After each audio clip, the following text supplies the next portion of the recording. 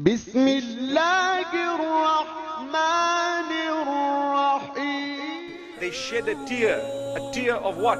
A tear of regret over sins and a tear of love of Allah subhanahu wa ta'ala. That will come handy, definitely. It will help you. It will definitely help you earn Jannah and be protected from hellfire. Those eyes that have cried for the sake of Allah will be protected from being burnt in hellfire by the will of Allah subhanahu wa ta'ala. But today people cry over what? I don't even want to say 14th of February. So many tears, astaghfirullah. So many tears. Why? I didn't get flowers. I didn't get flowers, astaghfirullah. And you know, the other type of tears that come on that day, where you do get flowers and you ask your husband, where did you get them from?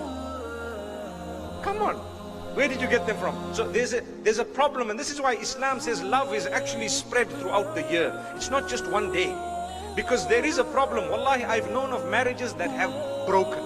I've known of marriages that have broken, not because there were no flowers that came on the 14th of February, but because of the doubt and suspicion in the heart of the spouse as to where the spouse brought the flowers to be given to me.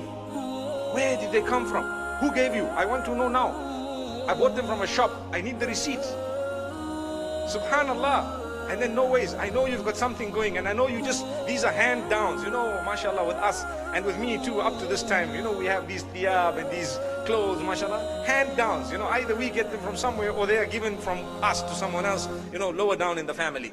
Being raised, forget about the 14th of Feb. It has absolutely no value in the Islamic calendar. What I need to know, the love that I have with Allah subhanahu wa ta'ala is what I need to declare today.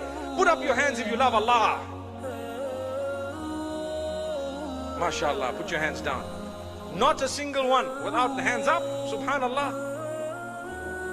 But now put up your hands if you have not missed a single salah in the last 10 years. Put your hands up. Allahu Akbar.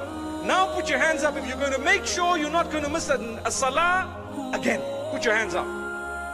Okay, we need to take a photograph of these hands, subhanallah.